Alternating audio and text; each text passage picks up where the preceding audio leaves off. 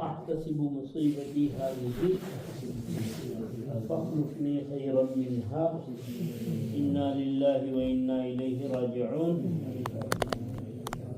رضيت بالله ربا وبالإسلام دينا وبمحمد صلى الله عليه وسلم نبيا ورسولا. بسم الله الذي لا يضر مع اسمه شيء في الأرض ولا في السماء وهو السميع العليم. سبحان الله وبحمده عدد خلقه ورضا نفسه وزنة عرشه ومداد كلماته. لا حول ولا قوة إلا بالله. لا ملجأ ولا منجا من الله إلا إليه. أمسينا وأمسى الملك لله رب العالمين. اللهم إنا نجعلك في نحورهم ونعوذ بك من شرورهم يا أول الأولين يا آخر الآخرين يا ذا القوة المتين يا راحم المساكين يا أرحم الراحمين.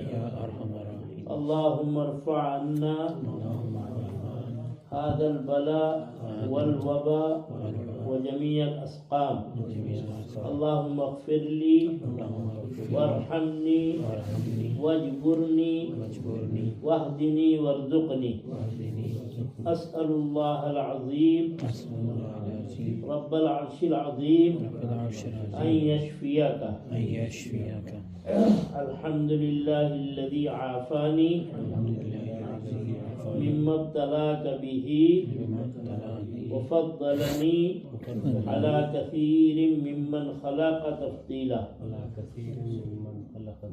اللهم إنا نعوذ بك من جهد البلاء ودرك الشقاء وسوء القضاء وشماتة الأعداء.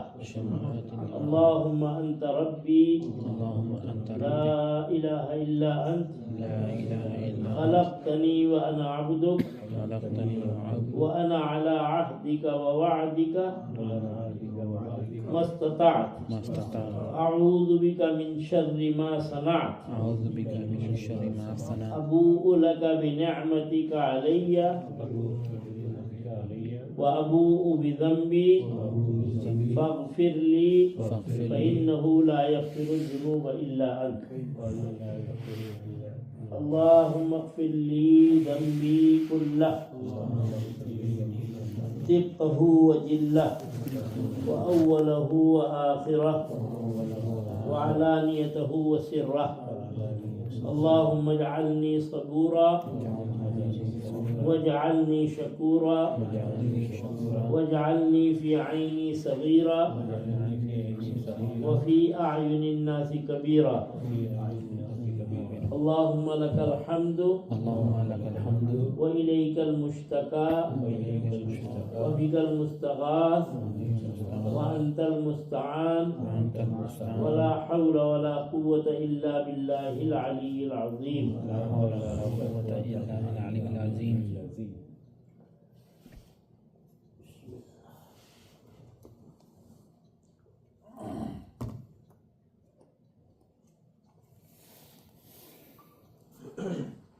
آج کی آیت وہ ہے کہ جو تقریباً سب کو یاد ہوگی اور خاص طور سے جو حج اور عمرے کے لیے گئے ان کو یاد بھی ہوگی پکا. اعوذ باللہ من الشیطان الرجیم. بسم اللہ الرحمن الرحیم. ان الصفا والمروة من شعائر اللہ فمن حج البيت أو اعتمر فلا جناح عليه أن يطوف بهما ومن تطوع خيرا فإن الله شاكر عليم. صدق الله مولانا.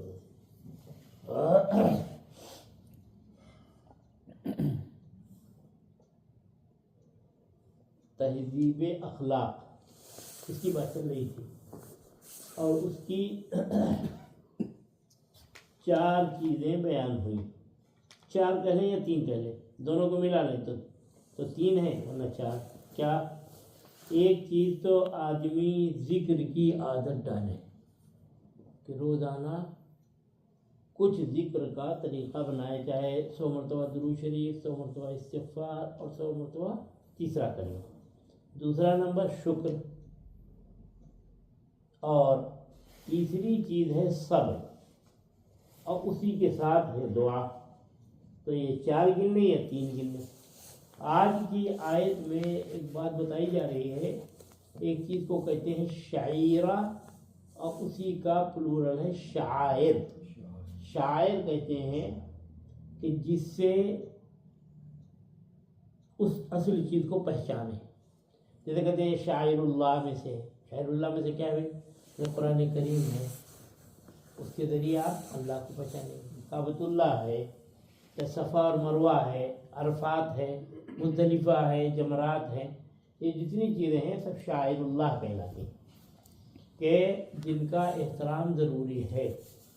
سورہ مائدہ کے شروع میں ہے یا ایھا الذین آمنوا لا تحلوا شعائر اللہ.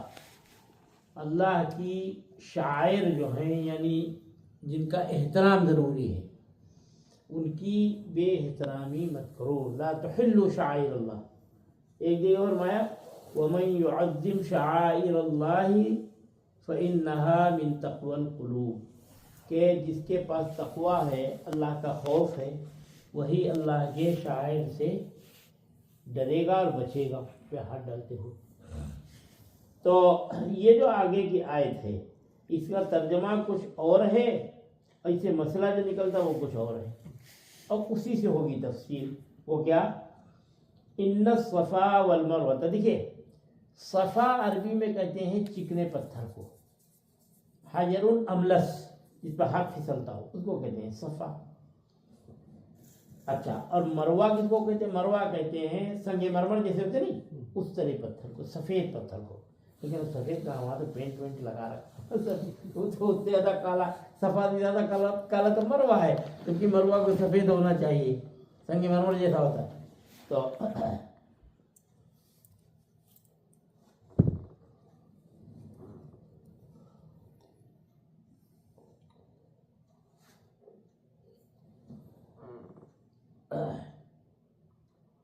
یہ صفا پہاڑی وہ ہے کہ سب سے پہلی تقریر اللہ کے رسول صلی اللہ علیہ وسلم جو مکے والوں کو جمع کر کے فرمایا جو طریقہ تھا کہ کسی کو لوگوں کو جمع کرنا ہو تو ان کے ہاں عربوں کے ہاں طریقہ تھا یا صباحا یا صباحا، اور اس کا مطلب یہ سمجھا کہ کوئی خطرہ ہے اس جملے کا مطلب. حالانکہ اس کے معنی تو صباح مانے صبح، لیکن ان کے یہاں محاورے میں اس جملے کا مطلب یہ تھا. چنانچہ حضور صلی اللہ اب کرتے کیا تھے؟ کپڑے اتار لیتے تھے اور پکارا کر دیا صباحا نذیر العریان، میں بغیر کپڑوں کو ڈرا رہا ہوں، تم کو جلدی جمع ہو جاؤ. لوگ بھاگ کے جمع ہو جاتے. تو اللہ کے رسول صلی اللہ علیہ وسلم نے یہ تو نہیں کیا، لیکن یا صباحا کا لفظ جب کہا تو مکی کے لوگ سارے جمع ہو گئے، اور اس میں ابو لہب کو دیا ہے. تو اللہ کے رسول صلی اللہ علیہ وسلم نے لوگوں سے پوچھا کہ میں تم مانو گے کہ ما جربنا علی کا کذبا، ہم کو تو آپ کے بارے میں کبھی جھوٹ کا تجربہ ہے نہیں، بالکل مانیں گے. تو اس کے بعد حضور نے فرمایا کہ ایک عذاب آنے والا ہے یہ، تو اس نے برا بھلا کہا، ابو لہب جو چچا تھا، اور لوگ بھی چلے گئے. خیر، تو اسی پہاڑی کے اوپر وہ آواز ہوا تھا. اس لیے کہیں پر اگر لکھا ہو سیرت کی کتابوں میں پہاڑی کا آواز یا صفا کا آواز، اس کا مطلب یہی ہوتا ہے. اور یہی پہاڑی ہے کہ جس پہ اللہ کے رسول صلی اللہ علیہ وسلم تشریف فرما تھے، اور مکے والوں نے تقاضا کیا کہ اچھا اگر آپ اپنی نبوت پر یہ دلیل پیش کر دیں تو ہم ایمان لے آئیں گے، چاند کے 2 ٹکڑے کر دیں. تو اللہ کے رسول صلی اللہ علیہ وسلم نے چاند سے 2 ٹکڑے کیے، اور اس کے بعد بھی جن کو ایمان لانا تھا لائے، جن کی قسمت میں تھا بہت سے نہیں لائے. تو اس پہاڑی کے بڑے کمالات ہیں. چنانچہ حضرت حاجر جو ہیں ابراہیم علیہ السلام کی بیوی، وہ جو بیچ کی نشیبی جگہ ہے دونوں پہاڑیوں کے بیچ ہی نیچے کی جگہ، تو اسی میں سعی اب کی جاتی ہے. تو وہاں دوڑی تھی 7 چکر، اس کی وجہ سے زمزم نکلا. مگر اتفاق ایک یہ ہو گیا کہ دو بدکار شخص تھے، ایک کا نام، مرد کا نام تھا صاف اور عورت کا نام تھا نائلہ۔ ان کمبختوں نے کعبۃ اللہ کے اندر زنا کیا۔ اب آپ بتائیے کہ انسان جب گرتا ہے تو جانور بھی احترام کرے ایک مکان کا، لیکن انسان جب گر جاتا ہے جانور سے بھی گر جاتا ہے۔ اللہ نے دونوں کو پتھر کا بنا دیا، سزا ملی، دونوں کو نکال کے باہر پھینک دیا گیا عبرت کے لیے۔ اب ہوتا ہے نا کہ جیسے وہ ایک پود، ایک نسل جب ختم ہو گئی تو تاریخ بھول جاتے ہیں، پھر کچھ اور ہونے لگتا ہے۔ چنانچہ ان لوگوں نے ایک کو صاف کو اٹھا کے رکھ دیا صفا کے اوپر، اور نائلہ جو عورت تھی پتھر بن گئی تھی اس کو اٹھا کے رکھ دیا مروہ کے اوپر۔ تو صفا اور مروہ تھوڑے دنوں کے بعد یہ بت بن گئے دونوں۔ ان بتوں کے اکثروں کی کہانی ہے یہ۔ تو اور یہ جو ہمارے انڈیا پاکستان میں عرس ہوتے نہیں ہے، ان میں اکثر ڈھونڈنے جا کے تو اصلی پیر کا نہیں ملے گا، پیر ہی ملے گا وہاں، تو پھر پیر نہیں ملنے والا بہت مشکل ہے۔ اللہ ماشاء اللہ ہوں گے، انکار نہیں کرتے، لیکن یہ اکثر جگہوں کے اوپر گڑبڑی ہوتی ہے بالکل۔ تو بہت سے اللہ والے بھی ہیں، دلی میں مثلا حیدرآباد میں ہے، لاہور میں ہے اللہ والے۔ تو اب کیا ہوا، ان کی پوجا شروع ہو گئی دونوں کی۔ کہاں تو انہی کی پوجا، چپل پوجا کی گئی تھی اور انہی کی پوجا ہونے لگی۔ تو جب اسلام آیا تو آنے کے بعد اب دو کے سامنے مسئلے کھڑے ہوئے۔ ایک تو مسلمانوں کے سامنے بھی ہم صفا اور مروہ میں ہم، وہاں تو دو بت تھے، وہاں تو پوجا کرتے تھے مشرکین، ہم کیسے جائیں وہاں صحیح کرنے کے لیے۔ اور مدینہ منورہ کے جو لوگ تھے ان کے سامنے مسئلہ یہ آیا کہ وہ لوگ طواف تو بیت اللہ کا کرتے تھے، لیکن جب صحیح کا مسئلہ آ جاتا تو طواف کے بعد اس وقت ان کا ایک بت تھا، کدئی ایک جگہ ہے جہاں زمزم ومزم نکالتے ہیں، اس ایریے میں ہے کہیں پہ، تو وہاں منات نامی ایک بت تھا، منات، تو یہ اپنے وہاں چلے جایا کرتے تھے۔ لیکن جب اسلام آ گیا تو وہ بت تو توڑ دیا گیا۔ اچھا، بت جب توڑ دیا گیا تو اب ان کے سامنے ایک سوال آیا۔ خود حضرت انس رضی اللہ تعالیٰ بھی نقل کرتے ہیں کہ ہم بھی برا سمجھتے تھے کہ یہ تو اماں ہاجرہ کی یادگار ہے، اور یہ تو مکے والوں کی اماں تھی، ہم سے کیا مطلب، ہم تو مدینے کے لوگ ہیں، ہم تو انصاری لوگ ہیں۔ تو آیت نازل ہوئی کہ ان الصفا والمروۃ من شعائر اللہ، کہ یہ نہ تو صاف اور نائلہ کی وجہ سے ہے، نہ حضرت حاجر کی وجہ سے ہے، یہ اللہ کے شعائر میں سے ہے۔ ویسے صحیح تو انہی کی یادگار ہے، لیکن اللہ کے شعائر میں سے ہے۔ اور شعائر کا مطلب یہ ہوتا ہے کہ کسی چیز سے متعلق جو چیزیں ہوتی ہیں اس کو پہچاننے کے لیے، اس کے قریب جانے کے لیے، اس کو کہتے ہیں شعیرہ، اسی کا پلورل یہ شاعر ہے۔ تو چنانچہ اب دیکھیے، جو حضرت عائشہ رضی اللہ تعالیٰ عنہ کے بھانجے ہیں، حضرت ابوبکر رضی اللہ تعالیٰ عنہ نواز سے، حضور صلی اللہ علیہ وسلم کی پھوپھی کے بیٹے تھے، حضرت صفیہ پھوپھی ہیں، آپ کی 5 پھوپھیاں تھیں، تو اس میں سے یہ بھی حضرت صفیہ، ان کے بیٹے کا نام زبیر ہے، کہ ایک روز حضور صلی اللہ علیہ وسلم فرمایا لکل نبی حواری و حواری فی الجنہ زبیر بن عوام، کہ ہر نبی کا کوئی نہ کوئی ایک حواری اور خاص ساتھی، خاص باڈی گارڈ کہہ لیں، خاص باڈی گارڈ ہوگا، اور میرے باڈی گارڈ جو ہوں گے زبیر بن عوام ہوں گے۔ ایک تو یہ پھپھیرے بھائی، اور دوسرے یہ کہ یہ ساڑو بھی ہیں، ہمزلف، کیونکہ حضرت اسماء رضی اللہ تعالیٰ عنہ کی شوہر ہے، حضرت اسماء بہن ہے حضرت عائشہ رضی اللہ تعالیٰ عنہ کی، تو یہ آپس میں ساڑو بھی ہیں، پھپھیرے بھائی بھی ہیں۔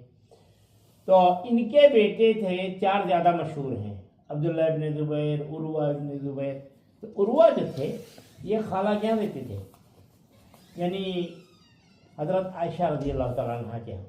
تو ان کو یہ سوال کھٹکا کہ حج اور عمرے میں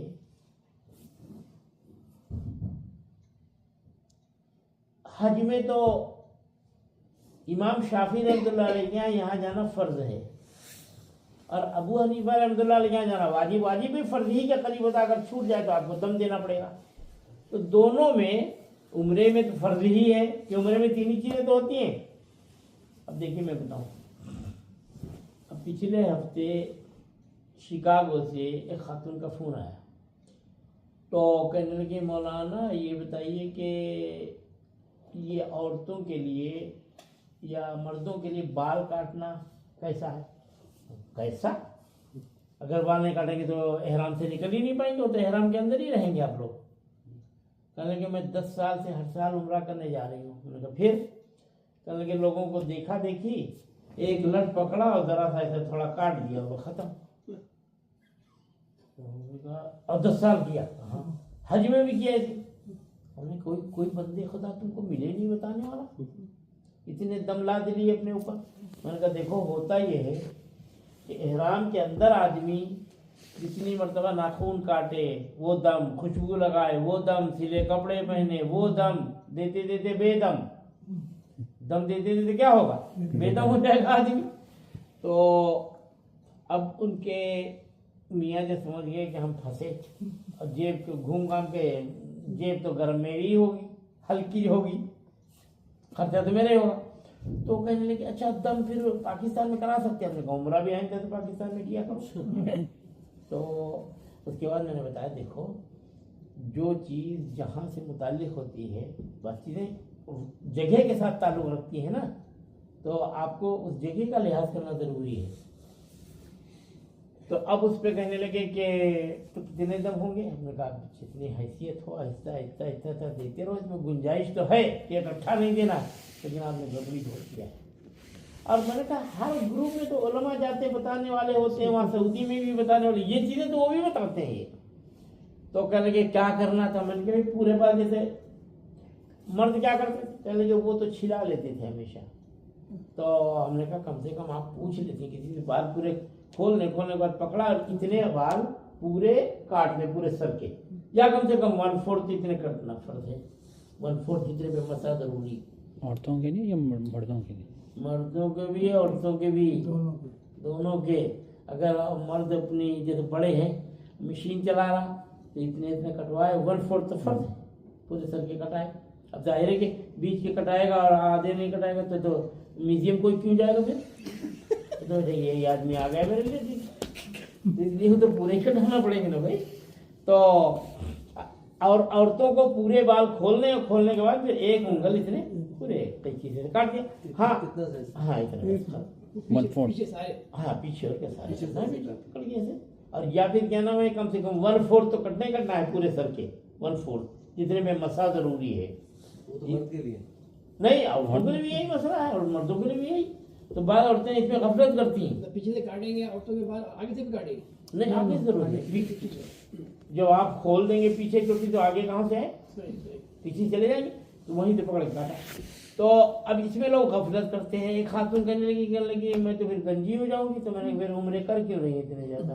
اس سے نکلنے کے لیے ڈور تو کھولنا ہے نا، یہ تو ڈور کھولنا ہوا تو یہ احرام سے نکلنے کے لیے نہیں، 1/4 بال پکڑنے پورے سر کے اور کٹنا اتنے ہیں، اور کریکٹلی ہے تو پورے سر کے کریں، ورنہ ان کا بھی وہی ہوگا، اونچے نیچے ہو جائیں گے تو پورے بال ایسے کھول دیتے، کھولنے کے بعد ہاں یہ اجازت البتہ ہے کہ جب دونوں نے طواف اور صحیح کر لی اب بال ایک دوسرے کے کاٹ سکتے ہیں، حالانکہ بھی احرام سے نہیں نکلے، لیکن اس کی شریعت اجازت دیتی ہے کہ ہاں میاں بیوی کے کاٹتے ہیں اور بیوی میاں کے اوپر پھراتے ہیں اس طرح، اپنے آپ ہی کاٹ سکتے، ہاں ایک دوسرے کے اپنے آپ ہی کاٹ سکتے ہیں، آئینے کے سامنے کھڑے ہو جائیں، دنا دن گھمایا۔ دم کیا ہے؟ اب دم تو پکڑا ہے، ہاں اگر نہیں آج کی ہاں تو ہو جائے گا، تو وہ بڑھا نہیں اتنے رہے گا، سوس نہیں لگتا اس کا، ہاں تو ظاہر ہوتا۔ تو خیر تو حضرت عروہ ابن زبیر جو تھے ان کو یہ مسئلہ کھٹک گیا کہ خالہ یہ بتائیے کہ قرآن تو یہ کہہ رہا ہے کہ فمن حج البیت او اعتمر فلا جناح علیہ ان یطوف بہما، کہ جو آدمی حج یا عمرہ کرے تو کوئی حرج نہیں ہے کہ طواف بھی کر لیں ان دونوں کا، یعنی صفا اور مروہ پہ چلا جائے۔ تو یہ تو ایسا ہے چوائس جیسے دکھائی دے رہا ہے، اختیار۔ تو حضرت عائشہ رضی اللہ تعالیٰ نے فرمایا کہ نہیں تم اس کا بیک گراؤنڈ پہلے سنو، جب پس منظر معلوم ہو جائے گا تو سمجھ آ جائے گی بات۔ تو وہ یہی تھا کہ مدینے والے کہتے تھے کہ یہ تو حضرت حاجر کی یادگار ہے، یہ مکے والوں کی امی، ہم سے کیا مطلب ہمارے لیے. اور دوسرے وہ جب سن لیا تھا کہ صاف اور نائلہ دونوں کو پتھر بنایا گیا اور یہاں لا کے رکھا گیا تھا، تو ان کی وجہ سے لوگ کراہت کرتے تھے وہاں جانے میں.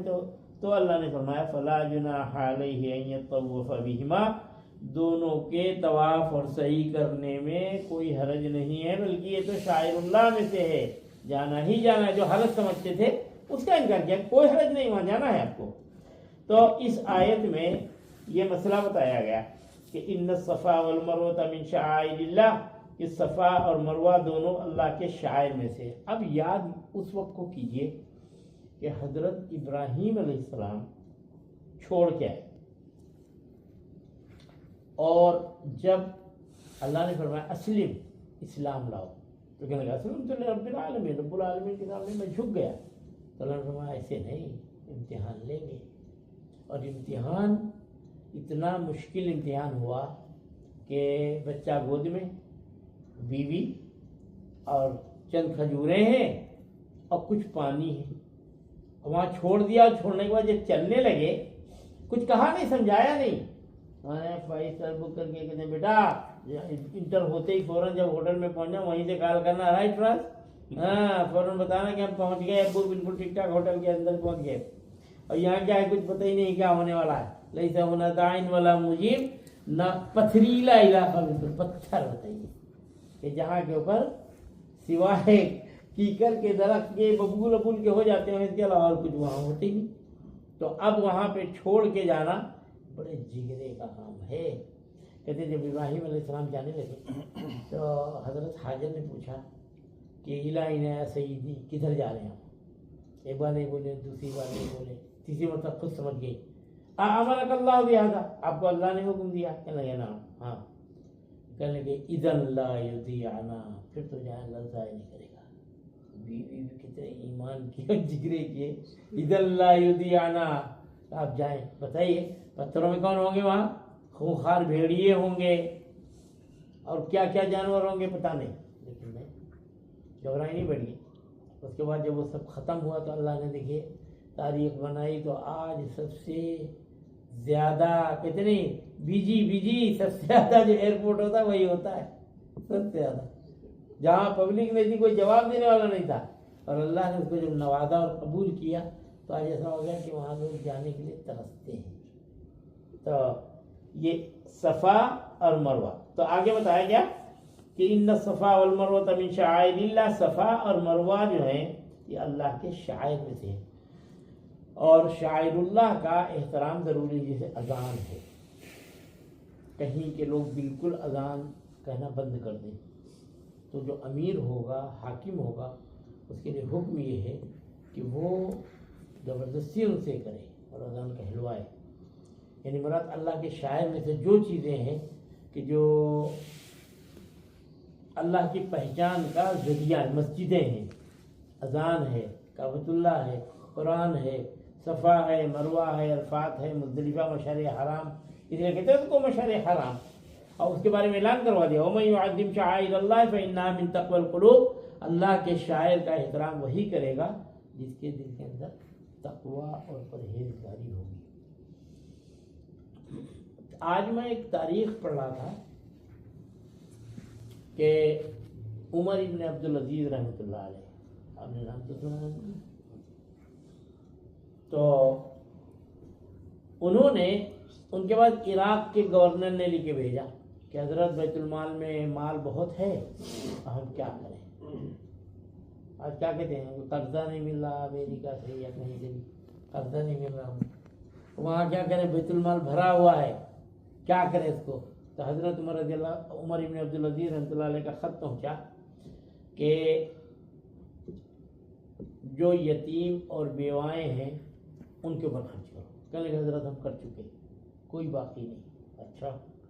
دوسرے نمبر پر جو لوگ اپنا مہر نہ ادا کر سکتے ہوں غربت کی وجہ سے، ان کے مہر ادا کرو. تو حضرت یہ بھی کر چکے. پھر تیسرا خط گیا کہ اچھا ایسا کرو کہ جو زمین وہاں کی بیکار بنجر زمین پڑی ہے، کاشتکاروں کو قرضہ دے دو. آج بھی تو حکومت قرضہ دیتی، سود کے ساتھ وصول لیتی.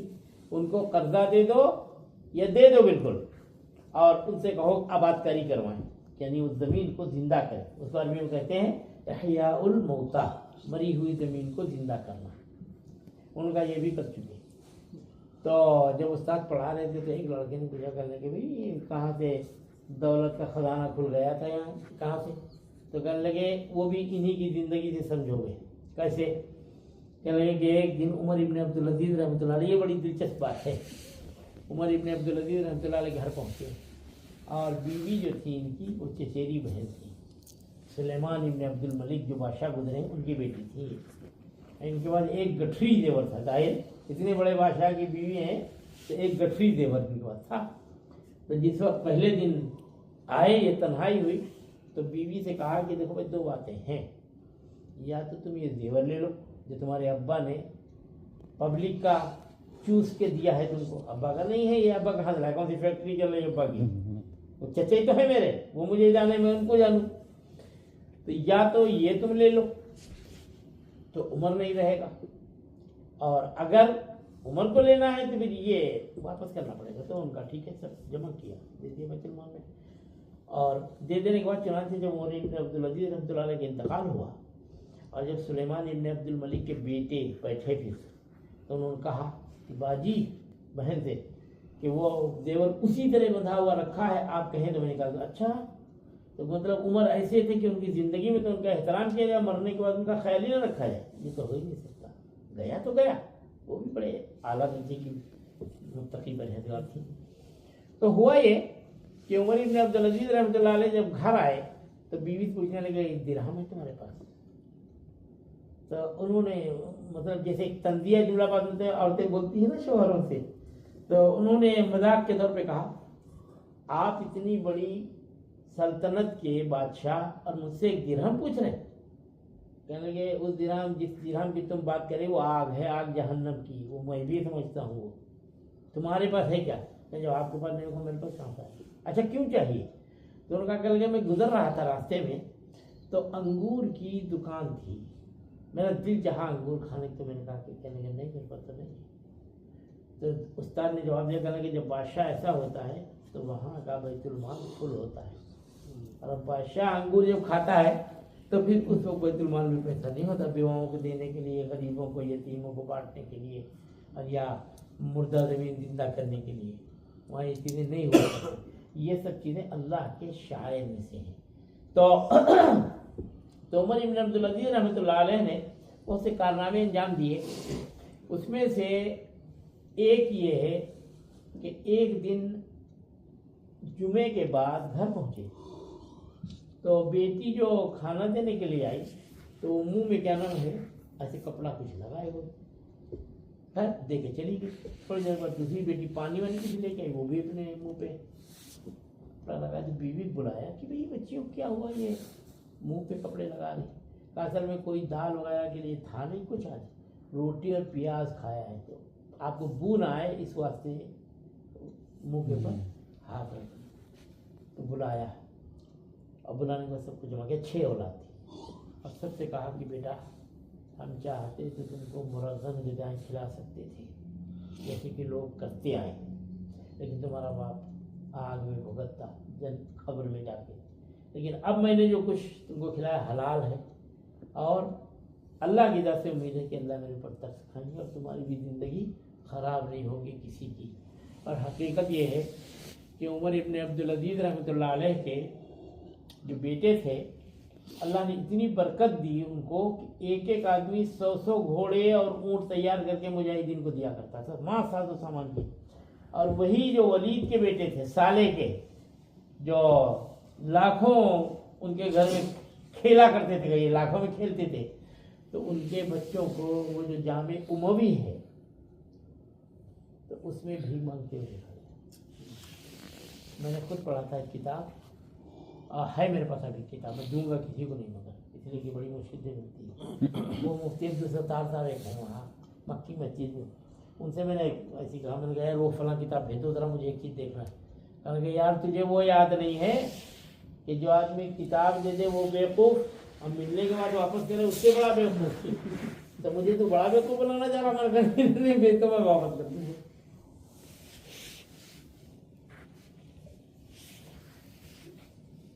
دلی میں جامع مسجد ہے، جیسے لاہور میں ہے نہیں شاہجہانی مسجد، بادشاہی. تو دلی میں کئی گیٹ ہیں چاروں طرف. ایک گیٹ جو ہے وہ مٹیا محل کی طرف جاتا ہے. مٹیا محل ایک محلہ کہلاتا ہے. چھوٹی چھوٹی دو گلیاں ہوتی ہیں. اور گلیاں چھوٹی اس لیے میں نے پوچھا لوگوں سے یہ کیوں؟ کہنے لگے پہلے کوئی ٹرک گزرا کرتے تھے. کیا یہاں سے؟ کہنے لگے وہ ڈولیوں میں خواتین پردے دار ہوتی تھی، وہ گزرتی تھی، اور آدمی گزرا تو گزر گیا. اتنے موٹے موٹے ہوتے ہی نہیں تھے. جیسے آج کل ہو رہے ویٹ گھٹاؤ پتہ نہیں کیا کیا ہو رہا. اتنے موٹے کہاں چربی بھی کہاں جمع ہوتی تھی جو گلی ہی نپنا ہو ان کے لیے.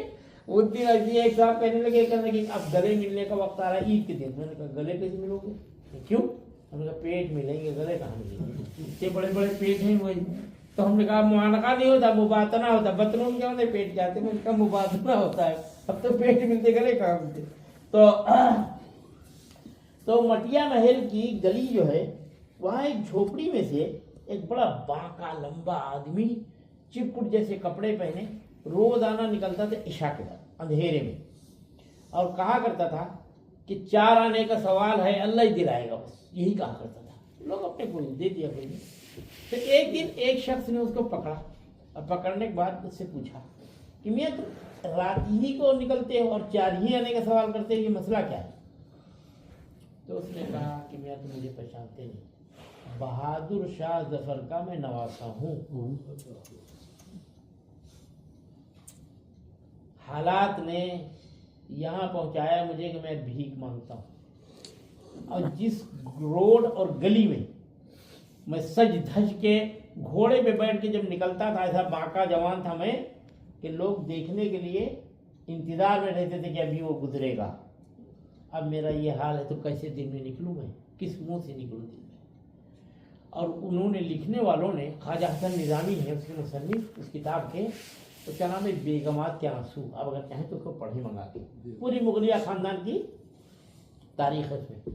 اور انہوں نے یہ دعویٰ کیا ہے میں نے کوئی چیز سنی سنائی نہیں لکھی اس میں. ان بیگمات سے میں خود جا کے ملا ہوں، نواسوں سے، پوتوں سے، پوتیوں سے، اور میں نے ان کے حالات خود سن کے قلم بند کی ہے، نوٹ کیا. اس لیے مجھے محنت زیادہ کرنا پڑی اس کتاب میں، اس لیے مجھے قدر ہے اس کتاب کی. تو حالات کی نیرنگی، اتار چڑھاؤ، انقلاب، عروج و زوال، یہ دنیا کی تاریخ ہمیشہ رہی. تو حضرت خضر علیہ السلام جن کے بارے میں مشہور یہ ہے کہ وہ ہمیشہ سے ہیں. وہ خضر ان کو اسی لیے کہتے ہیں کہ جہاں ان کا پیر پڑتا وہاں ہریالی ہو جاتی. خضر کے معنی ہریالی، اخضر. تو ان سے کسی شخص نے مرتبہ پوچھا حضرت دنیا کی کوئی ایک عجیب بات بتائے گا، دنیا خود ہی عجیب ہے، اس کی چیز کیا بتاؤں؟ پھر بھی کوئی چیز کہیں گے. سنو، ایک جگہ میں گزرا، دیکھا بڑا ہرا بھرا شہر ہے. اس وقت کی جو سواریاں ہیں بھاگ رہی ہیں، بازار ہیں، خوب رونق ہے، روشنیاں ہیں، سب چیز. پھر 500 برس کے بعد میرا پھر گزر وہاں سے ہوا. تو میں نے دیکھا کہ 2 نہریں بہ رہی، کچھ مچھرہارے ہیں، وہ مچھلیاں پکڑ رہے ہیں. تو میں نے ان سے پوچھا کہ یار یہاں شہر ہوتا تھا، 500 سال گزرے تو کم سے کم اگر 4 نسلیں بھی مانے آپ 100 سال کی لگا لیں تو کتنی گزریں گی نسلیں؟ 5 پیڑھیاں تو گزر گئی. تو اب ہم کو اگر پوچھیں تمہاری 5ویں پیڑھی میں کون تھا، ہم کو نام بھی نہیں معلوم. آپ کا بھی یہی حال ہوگا، اللہ ہے کہ شجرا وجرا رکھا ہوگی، دیکھو تو رکھا ہو. تو انہوں نے پوچھا کہ یہ شہر اجڑ کے، شہر ویران ہو گیا، اجڑ گیا، اور یہ ندیاں کیسے بنی؟ تو وہ ہنسے دونوں. پاگل ہو گیا، باپ دادا سے ہمارا یہی کاروبار ہے یہ مچھلی کا، ہمارے ابا بھی یہی کرتے تھے، دادا بھی ہم نے سنا یہی کیا کرتے تھے، تو وہی کاروبار ہمارا ہے. کہا اچھا بھائی کوئی بات نہیں. کہتے 500 سال کے بعد پھر گزرا، وہ تو قیامت تک کے لیے ہے نا. تو کہتے پھر میں نے دیکھا ایک جنگل ہے، وہ ندیاں بھی غائب ہو گئی. جنگل ہے، کچھ لکڑہارے ہیں، وہ لکڑیاں چن رہے ہیں. تو میں نے ان سے بلا کے پوچھا کہ یہاں تو نہریں ہوا کرتی تھی، مچھرہارے مچھلیاں پکڑتے تھے، وہ نہریں کہاں چلے گئی؟ تو وہ ہنسے، کہنے لگے بڑے میاں کو دیکھو، یہاں ہم باپ دادا سے یہی کام کرتے آئے، ہمیشہ لکڑی چناتے آئے ہیں، اور شہر رہ کہاں. کہتے بات ختم ہو گئی، چلے. کہتے پھر 500 برس کے بعد جب گزر ہوا تو میں نے دیکھا پہلے سے زیادہ سرسبز و شاداب ہرا بھرا شہر ہے وہاں، اس سے زیادہ سواریاں، اس سے زیادہ ترقی. تو میں نے لوگوں سے پوچھا تو سب ہنسے، کہنے لگے یہ تو ہمارے باپ دادا کے مکانات ہیں یہ سب پورے.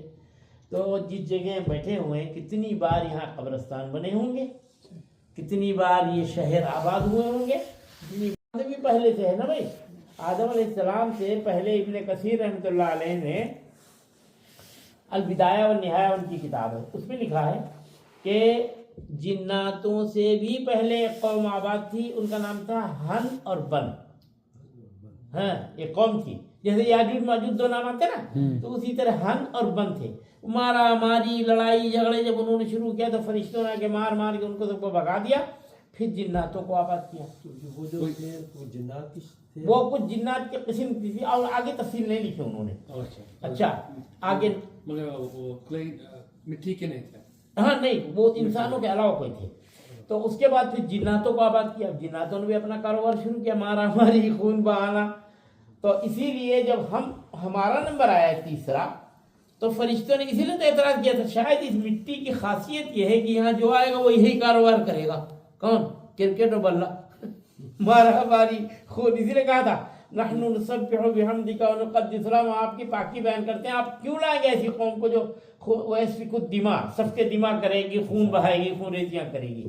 تو وہ سمجھے تھے زمین کا خاصہ یہ ہے. تو اللہ نے فرمایا تھا، دو جواب دیا. مولانا تھانوی رحمۃ اللہ لکھتے ہیں، ایک جواب حاکمانہ، جیسے حاکم چپ ہٹو تم کو کیا معلوم، وہی کہا انی عالم ما لا تعلمون، یہ حاکمانہ جواب ہے کہ مجھے پتا ہے تم کو نہیں معلوم.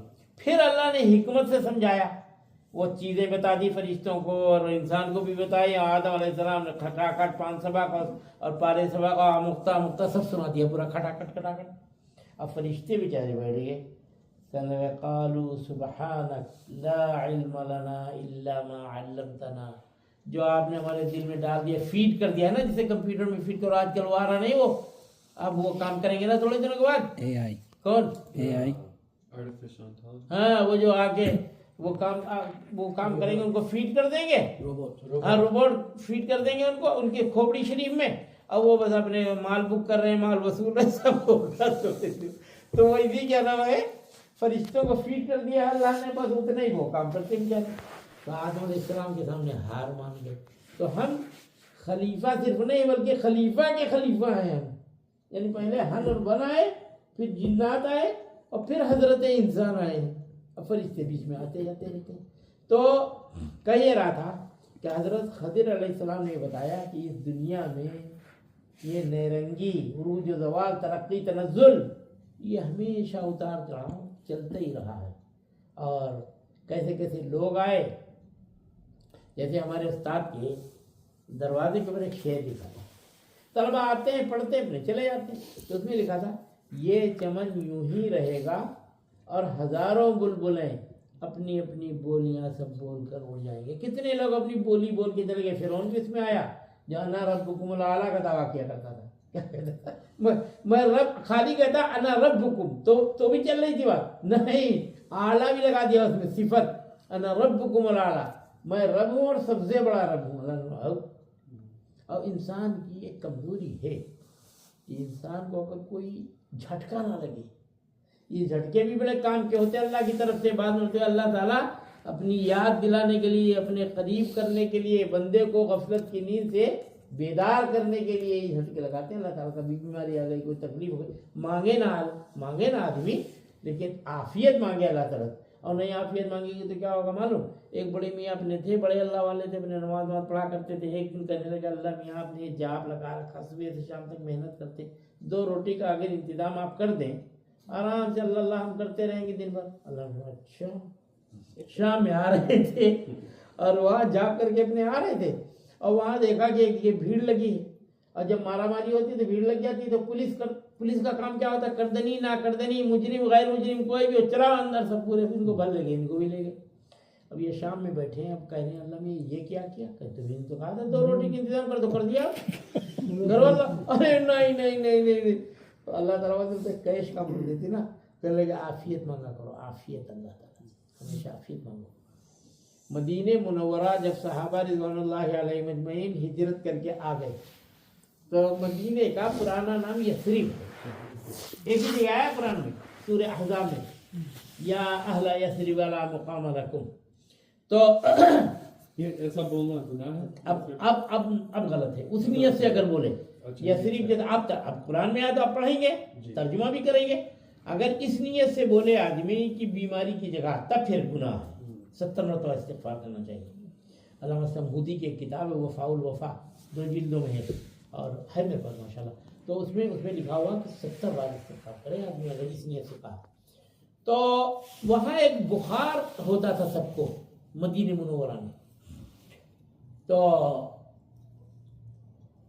حضرت بلال رضی اللہ تعالیٰ عنہ کے بارے میں پتہ چلا کہ حضرت ابوبکر اور حضرت بلال دونوں بخار میں مر رہے ہیں، وہاں جو آتا تھا بخار میں آ جاتا تھا۔ تو حضور صلی اللہ علیہ وسلم نے آنے کے بعد دعا پڑھی اور اس کے بعد پوچھا بلال تم نے اللہ سے مانگا تھا کیا؟ کہا حضور ہم نے آپ سے سنا تھا کہ بیماریوں میں جو بخار ہے وہ روئے روئے میں بخار آ جاتا ہے، تو اس لیے اتنی دھلائی آدمی کی ہوتی ہے بخار کے ذریعے سے، تو میں نے مانگا تھا کہ آپ بندے خدا، کہیں اللہ سے مانگا جاتا ہے کہ اللہ سے عافیت مانگو، اب خود بخود اگر ہو جائے تو بات الگ ہوگی۔ تو اتفاق سے پھر کئی روز کے بعد ایک صحابی رضی اللہ تعالیٰ عنہ آئے ہجرت کر کے، تو حضور صلی اللہ علیہ وسلم نے پوچھا کہ راستے میں کوئی چیز ملی تھی؟ کہا ہاں ایک بڑی اگلی عورت ملی تھی، دانت کالی بالکل، بال بکھرے ہوئے۔ حضور نے فرمایا اب وہ بخار مدینے سے چلا گیا، میں نے دعا کی ہے اللہ نے مدینے کو صاف کر دیا، مدینے میں شفا ملے گی، بیماری نہیں۔ تو جب سے اس کا نام المدینۃ المنورہ، مدینۃ الرسول، 60 نام گنوائے ہیں انہوں نے علامہ سمہودی نے اپنی کتاب میں، کہ جو چیز جتنی زیادہ مقام اور درجے کی ہوتی ہے اس کے نام بھی اسی طرح۔ اللہ تعالیٰ کے نام دیکھیے 1000، حضور اکرم صلی اللہ علیہ وسلم کے 999 نام، کتنے 1 لیس 1000، ایک نکال لیں 999 نام۔ ایسے قرآن کریم کے، مکہ مکرمہ کے، کعبۃ اللہ کے، جو جتنے مقام کی چیز ہوتی ہے، اور آپ کے گھر میں کوئی دال وال خراب ہو جائے اس میں کیڑے پڑ جائے ان کے نام دیتے ہیں کہ یہ حضرت فلاں ہیں، یہ فلاں ہیں، نام دیتے ہو۔ تو جو چیز گئی گزری ہوتی ہے اس کا نام تھوڑی رکھا جاتا ہے، جو مقام کی درجے کی چیز ہوتی ہے اس کو بذاتِ نام دیا جاتا ہے اور عزت کے ساتھ ان کو پکارا جاتا ہے۔ تو بہرحال تو یہ آیت چلی کہ ان الصفا والمروۃ من شعائر اللہ، اللہ کے شاعر میں سے۔ تو ہم کو پتہ کیا چلا کہ اللہ کے شاعر جتنے ہیں ان کا احترام ہمارے لیے ضروری ہے، ان کی بے حرمتی کسی حال نہ ہونے پائے۔ اب جیسے آپ یا ہم جاتے ہیں عربوں کے ہاں مکہ مکرمہ سے، اب ہم وہاں دیکھتے ہیں کہ وہ آدمی لیٹا ہوا کعبۃ اللہ کی طرف پیر کیے ہوئے لیٹا ہے، عربوں کو دیکھا ہوگا آپ نے۔ اچھا تو ان کی آپ نیت نہیں سمجھتے، ان کی نیت کیا ہے کہ جب ہم اٹھیں گے تو سب سے پہلے نگاہ کہاں پڑے گی ہماری؟ کعبے۔ وہ ان کی نیت ہوتی ہے عام طور سے، تو خالی یہ نہ دیکھیں کہ کعبے کی طرف پیر کیے ہوئے لیٹا بے ادب گستاخ ہے۔ وہ جیسے ایک بادشاہ تھا تو وہ بہت بڑا ایک ابو علی سینا گزرا ہے، بہت بڑا فلسفی، تو وہ اپنے روڈ کے کنارے کہیں پڑا تھا، بادشاہ کی طرف سے اعلان تھا کہ آج میرا جلوس نکلے گا اور ہر آدمی آئے گا استقبال کے۔ اب وہ رات رات دن دن پھرتا رہتا، تو جب نیند آئی تو 3-4 دن کے اکٹھے وہ اپنے لگا دیتا تھا۔ وہ اپنے پڑا روڈ کے کنارے، وہ توپچی نکل گئے اور نقارے والے نکل گئے، بادشاہ سے پہلے تو یہ سب تماشا ہوتا ہے نا، تمام بجاتے ہوئے نکل رہے ہیں کہ بھی بادشاہ سلامتی کی سواری ہے۔ جب بادشاہ کا ہاتھی قریب سے گزرا تو ایک آدمی پیر لمبے کیے ہوئے سویا ہوا اور میری موجودگی میں کودا اس پر سے، اور کودنے کے بعد ایک لات مارا زور سے۔ ابھی آنکھوں میں بھائی تو مجھے جانتا نہیں؟ اس نے کہا کہ میں وہی جاننے کی تو کوشش کر رہا ہوں میں، البتہ اتنا میں سمجھ گیا کہ کوئی آپ کوئی جانور ضرور ہے، کیونکہ لاتے مارنا تو جانور ہی کیوں ہوتا ہے۔ ابھی پیر پھیلا تھا، زبان نہ بھی کرا میرے سامنے، کم وقت تجھے پتا نہیں میں کون ہوں؟ تو بتایا نا کیا کون ہے، وہی تو پہچاننے کی کوشش کر رہا ہوں۔ کہنے لگے کہ میرا جلوس نکلا اور اعلان تھا کہ نہیں مجھے نہیں پتا، میں تو بس یہ جڑی بوٹیاں اور یہ چیزوں کام کرتا رہتا ہوں، تحقیقات کرتا ہوں۔ تو لکھا یہ اس نے ہوا میں اڑا دیا ان کو کہ پیر لمبے کر دیے، زبان بھی لمبی کر دی۔ تو بات کرتے ہوئے آدمی اپنے کو بڑا اتنا سمجھ لیتا ہے کہ اپنے سامنے کسی کو چنتا نہیں۔ حلب نا، حلب کہاں؟ حلب کا سیریا ایک شہر ہے، شیخ سعید حلبی رحمۃ اللہ علیہ ایک بڑے بزرگ تھے، وہ ان کے پیر مڑا نہیں کرتے تھے، تکلیف تھی۔ ایک ساتھی تھا میرا خود میرے کمرے میں وہاں لکھنؤ میں جب میں پڑھا تھا، بستی ضلع ہے وہاں کا تھا، اور یہ گھٹنے اس کے نہیں تھے، باتھ روم بیچارہ کھڑے کھڑے جا رہا، کپڑے تو ہم ہی دھو دیا کرتے تھے، یار کیا چل اس کے کپڑے تو ہم خاموش اٹھا لیتے، تو منع بھی کرتا تھا، ارے چل رہے تھے. اچھا، اور اب اس کے بعد جب وہ کمرے میں آتا تھا تو اکثر ساتھ میں واپسی میں ہم کتابیں اس کی لے لیتے تھے، وہ دیتا نہیں تھا لیکن پھر بھی ایسے ایسے چلتا رہتا تھا، پیر مڑ نہیں سکتا، اور ایسے چلتے چلتے آ کے کتاب اپنی الماری میں رکھ کے اور دھم سے تخت ہوتے ہیں وہاں ندوے میں، تخت کے اوپر دھم سے ایسے گرتا تھا. کیوں؟ ہم تو ایسے پیر موڑ کے آرام سے بیٹھ جاتے ہیں، اس کے پیر ہی نہیں مڑتے تھے، زیادہ دھم سے گرتا تھا. اور جب اٹھتا تھا فجر میں تب بھی ایسی، نمازوں کو بھی ایسی ساتھ لے جاتے تھے، لاتے جب میں ٹہلتے ہوئے ذہین بہت تھا. تو ہم لوگ رات دن اللہ کا شکریہ ادا کرتے تھے کہ مولا ایک گھٹنا نہیں ہے تو یہ حال ہے. دیکھو باتھ روم کیسے کرتا ہوگا، کس طرح صفائی، اور کپڑے میں چلو تھوڑی بہت ہم مدد کر دیتے ہیں لیکن دوسرے کام کیسے. تو شیخ سید حلوی رحمۃ اللہ علیہ کے پیر مڑتے نہیں تھے، وہ لمبے پیر کر کے اپنے پڑھایا کرتے تھے. تو ایک بار جو بادشاہ تھا اس سے وزیروں نے لگائی گجائی کر دی کہ شیخ سید کے یہاں وزیر منسٹر آپ کے سب جاتے ہیں، اور یہ کہیں ایسا نہ ہو تختہ پلٹ دیں، اور تختے کی فکر جاتا ہوتی ہے ان لوگ کرسی کی اور تخت کی. تو اس نے کہا کہ ہم ان کو قتل کرا دیں گے. تو وزیروں نے بتایا نہیں، آسان نہیں ہے ایسا، پورے ملک پہ اثر ہے ان کا، معمولی شخصیت نہیں ہے. کہا پھر تو ایک وزیر ان کا مرید تھا، وہ بھی بیٹھا، مشورہ ہو رہا تھا سبھی بیٹھیں گے، وہ بھی بیٹھا بیچارہ، وہ کروٹیں میں تھا، اللہ پریشان ہوگا کیا ہوگا. تو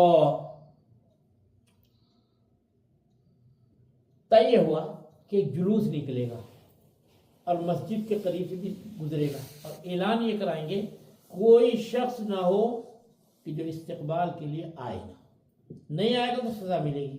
آپ کو پھر موقع مل جائے گا، آپ اپنے جو چاہیں ان کو سزا دیں، کیونکہ وہ کسی کے لیے اٹھا نہیں کرتے. اب وہ جو وزیر تھے بیچارے مرید، وہ رات کو چپکے سے گئے، روز جاتے تھے پیر دبانے، گئے حضرت کے وقت کہ حضرت ایک درخواست ہے. کیا درخواست یہ ہے کہ جب جلوس نکلے تو خالی آپ ذرا سا ایسے جنبش کھا لیں اپنی جگہ پہ، بقیہ ہم بات کر لیں گے کہ جتنی ان کی حیثیت تھی وہ کیا تو آپ کا، اور کیا کریں گے اس کے علاوہ. کہتے کیوں؟ کہتے کہ اس طرح مشورہ ہوا بادشاہ چاہا. او اللہ کے گھر میں غیر اللہ کی بڑائی نہیں کرے، اللہ کے گھر میں غیر اللہ کی بڑائی کیسے ہوتی؟ ہو ہی نہیں سکتا. شاہ اب وہ بڑا پریشان، دعا کر رہا، رو رہا وزیر، ایسا حکم وقت کہیں ان پہ ہاتھ ڈالتے.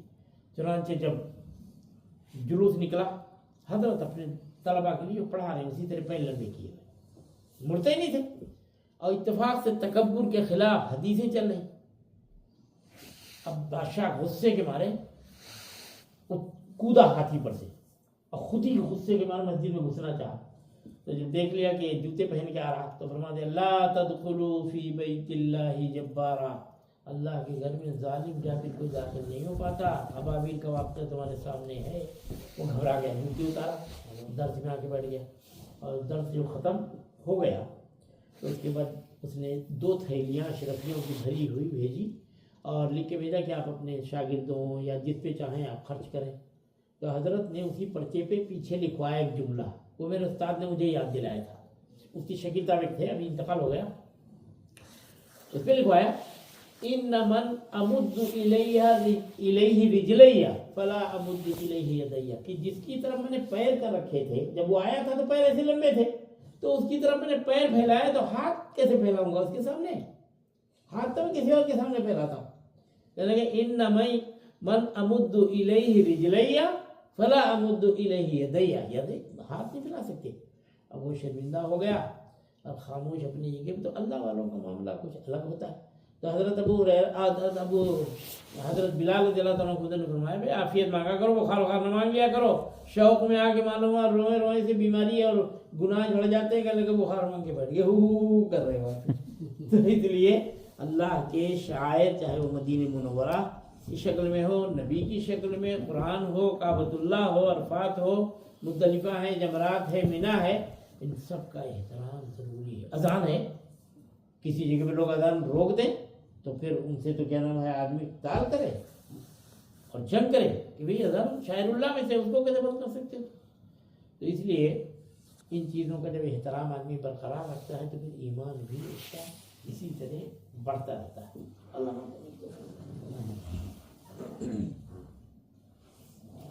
الحمد للہ رب العالمین اللهم صل على سيدنا ومولانا محمد وعلى آل سيدنا ومولانا محمد وبارك وسلم. ظلمنا أنفسنا وإن لم تغفر لنا وترحمنا لنكونن من الخاسرين. اللهم حبب إلينا الإيمان وزينه في قلوبنا وكره إلينا الكفر والفسوق والعصيان واجعلنا من الراشدين. اللهم إنا نعوذ بك من جهد البلاء ودرك الشقاء وسوء القضاء وشماتة الأعداء. اللہ جو پڑھایا سنا گیا عمل کی توفیق نصیب فرما. اللہ جو شاعر اللہ کا ذکر آیا، اللہ جو چیزیں شاعر اللہ میں سے ہیں ان کا احترام نصیب فرما. اللہ حضور اکرم صلی اللہ علیہ وسلم نے شاعر جس طرح قائم کرائے ہیں اللہ اسی طریقے پر ان کو برقرار رکھنے کی توفیق نصیب فرما.